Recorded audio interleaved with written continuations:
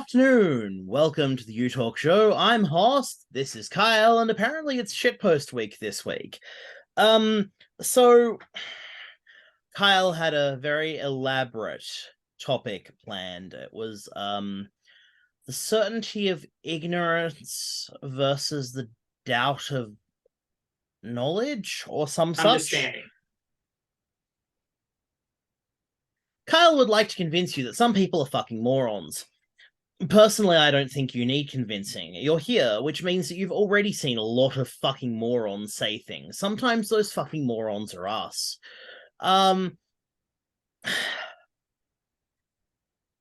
think we are ultimately covering the Dunning-Kruger phenomena here, that there is a point of understanding where you realize that you don't know shit, and that everything up to that point is a blather, and the certainty that you have some grasp of the fundamental secrets of the universe, which has been God-given to you by, I don't know, the last time you had a really good prostate massage. I'm just imagining like prostate massage and then the secrets of the universe, just like glowing ethereal ribbons, just like twirling around and forcing themselves inside somebody's head. Okay, so imagine like the moment. Imagine le petit mort. Except what is happening is the secrets of the universe forcing their way inside you, down through your urethra, just right up in you. Just all right, enough of the horrible images. If anyone hasn't clicked away already, they're about to. But that being said, I honestly just the certainty that people who are so unfathomably ignorant and stupid have is just, to me, it's insane and mind-boggling. And just the more I've learned, because I've spent a decade now trying to study up on how to fix the world, how to improve things. And although I've got some things which are I'm fairly certain about, I feel almost more lost now than ever. The more I come to understand, the more complicated it really. I mean, okay, here's the thing: it's not really that complicated in each of its elements. Like, you want to stop corruption. One of the biggest causes of corruption is political donation. So just limit it. Easy. Yep. But then getting that done, I mean, it doesn't get, there's a lot of things to do before you can just get that done. Backtrack. You need to get a party into government that's willing to do that. You need to get that party elected. You need to get that party started.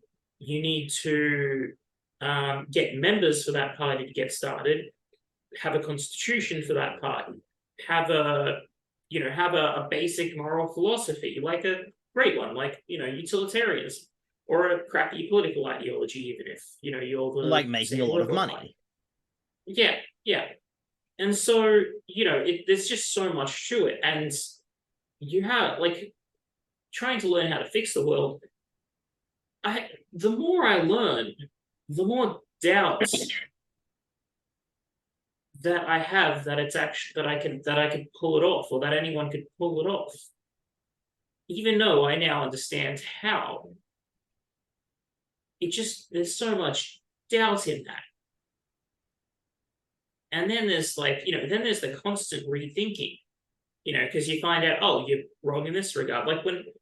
I had so much certainty once upon a time that I was an ignorant moron who didn't really know shit about the world. I thought I knew everything, and turns out I was being fucking arrogant.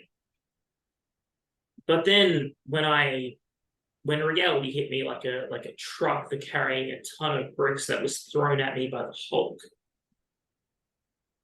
I realized that I didn't know anything, and I started learning. But even in that moment, the doubt that I had then doesn't compare to the doubt that I have now.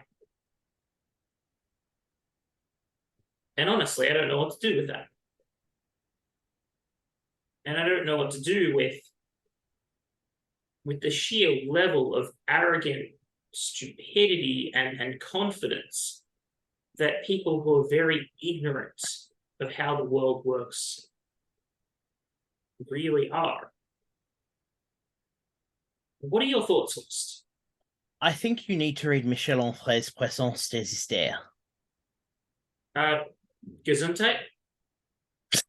Thank you. So that's a book? Yes. Yeah. I don't know if it exists in English, though, which is the problem. Great, I'm going to have to learn, I'm guessing French. French, yes. Yeah. Give me the plot synopsis. No, it's a moral philosophy book. It doesn't have a plot. I get that. I'm a figure of speech. We improve the world through the decisions we make day by day as conscious choices, but we need to have the force of will and the presence to recognize that before we can make the choices that change the world. So I guess what that essentially says is take it one step at a time and get to know what you should be doing, and then have the will. I think to it's a make lot happen. of very high words. Pull your head out your ass and change the world already. Here I was trying to put it in still high-minded, albeit understandable words, and you just succinctly put it in a nutshell in a very lovely and crude manner. Historians years from now will be studying this. Centuries from now, they will know the great words of pull your head out your ass and change the world for the better already. Yes. Isn't that the entire utilitarian ethos? I mean, pretty much. Pretty much. I mean, look, my summary of the utilitarian, ethos, which is, basically a summary of a summary, because utilitarianism basically just is a summary. And my summary of that summary is just do the next right thing. Extract the digit. Okay, wait, now you've lost me. Pull your finger out your ass. Just extract the digit. Please, I know we're shitposting, but can we be slightly inspiring for a moment without... I think we are being inspiring. Changing the world for the better requires that you actually rock up and do something. Yeah. Yeah. Which is why people should watch our 5 episodes on why they should get involved. Yep. Have you made the other 4 episodes yet? Yeah, I made them with Ken and Abby ages ago. They're published. Okay, sorry. I looked at the list and they weren't. The list didn't mark that they'd been done. Huh? What do you mean? I'm looking at the list right now. What do you mean? Right, I'm looking at the other list. What other? Oh wait, are you looking at the one on Discord? Mm-hmm. Oh no, look at the one on here we go. Yeah, they're right at the bottom. They're the first ones that I started putting on the Trello. So like right at the bottom on Trello. They're all marked off there. Why you should get involved, which was one that I recorded with you. Then how people can get involved in a productive way. And I do stress in a productive way, because there are plenty of ways to get involved that are just not productive. Like, for example, signing a petition online isn't really that productive. It can make you feel good in a moment, but it's, being productive actually takes a bit of work. It takes you showing up to a place and doing a thing.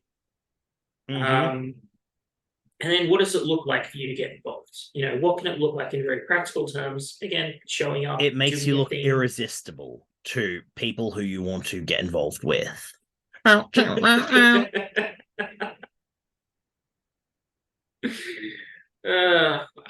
then there was also, how would you start your own action group, which is kind of like, say you can't find a good organization to get involved with, how do you start your own? And you know that yeah, then we had a bonus, sort of just because we only had 4 episodes. So me and Ken just discussed how we could get a better international climate agreement after that. Mm-hmm. Because Ken Enderby is the president of Climate Action Berwick Canada Bay. And so yeah, that was an interesting discussion because we didn't have another episode then. But yeah, that's all done. Done ages ago. And